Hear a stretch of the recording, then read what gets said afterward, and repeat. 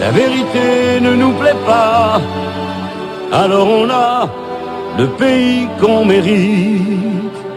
Bueno, María Laura, vos estás en París y sabemos que hay cambios en Francia, que silbaron al primer ministro Valls hoy a la mañana en la reunión de los socialistas. Hollande salió llamando a la unidad. ¿Qué nos podés decir de todo esto? Sofía, nunca Francia tuvo un presidente más impopular que el socialista François Hollande. Pero él está convencido que tendrá éxito en sus reformas estructurales, que reducirá el déficit público del 4%, que saldrá del crecimiento cero de la economía, probablemente porque no tiene más remedio. Hollande es un jefe de Estado con un enorme sentido del humor, y hoy está bajo fuego ante los disidentes de su propio partido, que cuestionan el pacto de responsabilidad, el instrumento del presidente para generar empleo reduciendo los costos laborales, en una negociación entre patrones y empleados. Esta semana el gobierno francés implosionó, una crisis de autoridad más que nada. El ministro de Economía, Arnaud Montebourg, cuestionó la propia política del gobierno y lo intimó públicamente a abandonar la austeridad. Otros dos ministros se sumaron a los rebeldes. Montebourg es un pro-productivista, un pro-industrialista, que además quiere ser candidato presidencial. Pero en esta crisis se olvidó que el primer ministro Manuel Valls tiene las mismas ambiciones presidenciales que él, y por eso no se iba a dejar desafiar en su autoridad.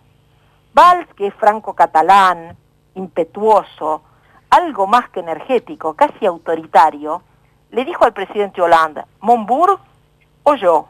Ganó Valls. Wow. Hay un nuevo gobierno en Francia con esta crisis, con una particularidad: su homogeneidad. Hollande resolvió un drama que tuvo a lo largo de toda su gestión: la falta de cohesión del gabinete, la resistencia al cambio en su gabinete. María Laura, la situación gubernamental también ecualizó la histórica indecisión ideológica de Hollande. Finalmente eligió un camino: será socialdemócrata, y para sorpresa de su propio partido y de los mismos franceses, eligió a Emmanuel Macron, un ex banquero de negocios, como ministro de Economía. María Laura, te hemos seguido tus notas acerca de Macron, no solo por la sorpresa de que está casado con su profesora de gramática del Liceo Henri IV, ¿no?, que es 20 años más grande que él, sino, bueno, banquero de la banca Rothschild, etcétera, sino por Jacques Attali, ¿no?, que es Attali quien le dice a Hollande: este es un joven, el más brillante de su generación. ¿Fue así? Sí, así es. Así es. Bueno, Attali es un personaje intelectualmente muy respetado, inclusive era el asesor principal de François Mitterrand, pero en realidad lo que pasa con Emmanuel Macron, que es un ex banquero de la Banque Rothschild, es que tiene una gran resistencia entre los franceses, porque los franceses tienen pánico al cambio, a perder su histórico modelo de bienestar, y diabolizan al neoliberalismo, como ellos lo llaman. Y Emmanuel Macron tiene solo 36 años. Fue a la ENA, que es la École de Administración Publique. Es filósofo, es pianista, es abuelastro, como les conté, porque se casó con su profesora de francés 20 años más grande que él, del Liceo Henri IV. No hay que perder las esperanzas. Un candidato inusual, es millonario, socialista desde los 24 años, y es acusado por su propio partido de ser un socio liberal que acepta la globalización y la economía de mercado. Un delito para una buena parte de los diputados socialistas, como hemos visto hoy en la universidad de verano del partido. Por lo tanto, lo que ha pasado es que hay un apasionado debate ideológico sobre a dónde va Francia, y que hoy continúa en la reunión de los socialistas en La Rochelle. Y se verá si el Partido Socialista se romperá o no por la orientación que Hollande ha adoptado, y hoy 40 de sus diputados no aceptan. Vos sabés, María Laura, que estamos en comunicación con Eduardo Malone. Eduardo Malone, que es un empresario nacido en San Andrés de Giles y es actualmente el presidente en Francia de Cines Pathé y de la compañía industrial Charger. Eduardo Malone es un conocido, además no solo por haber nacido en la Argentina. Usted compró, recuerdo, la empresa La Familia Hart, una de las principales en la industria de lana en el país. Buen día, Silvia Neistat lo saluda en Corresponsales en Línea. Buenos días a todos y Lo felicito por la iniciativa y aprovecho la oportunidad por una sola vez para enviarle un besito a mi hermana Adriana en San Andrés de Giles. Qué bueno, qué alegría. Qué lindo. Bueno, usted compró, creo que fue en los años 90, ¿no? La principal empresa exportadora de lana de la Argentina, la familia Hart. Sí, fue cuando se inició el proceso de transformación de la Argentina, en un momento que en el grupo en el cual yo este año cumplí 40 años de trabajo, había comprado el líder mundial de la lana en el mundo y nos faltaban 2 países en el dispositivo, Uruguay y Argentina, y entonces procedimos a la compra de los 2 líderes, Otegui en Uruguay y Hart en Argentina. Claro. Bueno, pero ahora nos vamos a ir de la lana. María Laura Viñolo, desde París. Queremos saber cómo está. María Laura. ¿Qué tal? ¿Cómo le va? Eduardo Malone le habla a María Laura. ¿Cómo está usted? ¿Qué tal, María Laura? ¿Siempre en el restaurante Chefer? Absolutamente. Ahí nos encontramos, ¿eh? Yo le quería preguntar con respecto a todo lo que está pasando en estas horas en la Universidad de Verano del Socialismo, la chifladura, los silbidos que recibió el primer ministro Manuel Valls, el llamado del presidente François Hollande a la alineación, aunque haya debate. ¿Usted es un optimista frente al nuevo golpe de timón del presidente François Hollande en su gobierno o no?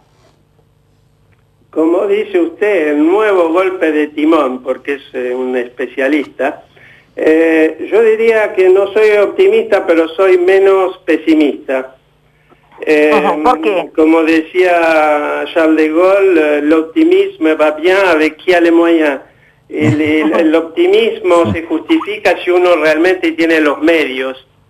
Y como la precedente interventora dijo, tendrá que mantener su mayoría en el Parlamento para tener los medios de aplicar lo que anunció. ¿Usted cree que va a poder? Yo no lo sé. No lo sé y no sé si como es un animal de poder, no sé si no está queriendo disolver y hacer como Mitterrand, de disolver el Parlamento. Así que con Hollande nunca se sabe realmente porque su poder pasa antes que todo lo importante, digamos. Sí, pero si disuelve el Parlamento puede llegar Marina Le Pen. Yo pienso que deseo más bien, como ustedes estaban hablando de la esperanza, espero que mantenga la mayoría, porque si no la crisis va a ser muy fuerte. Eduardo, aquí está Daniel Remón. Una pregunta. Como empresario, ¿cuáles son las debilidades de la economía francesa? ¿Cree que Hollande puede llevar adelante las reformas? Las debilidades, digamos, principales de la economía francesa es su rigidez de adaptación. Esa rigidez de adaptación viene de un Estado que fue creciendo su peso hasta llegar al 56% del Producto Bruto, como respuesta a resolver el problema de la desocupación desde 1973. Es decir, que hicieron lo contrario que lo que había que hacer, y desde hace 40 años se sigue en una dirección en la cual prácticamente no había desocupación en la primera crisis del petróleo, y poquito a poquito se tomó un ritmo que provocó que hoy hay casi 5 millones de personas sin trabajo, y que eso, para que haya paz, lo paga el Estado, con lo cual no hay suficientemente medios financieros de la economía privada, que es la única que crea empleo. Y la contrapartida de un Estado muy poderoso, muy administrativo, es la rigidez. Yo te voy a dar algunos ejemplos.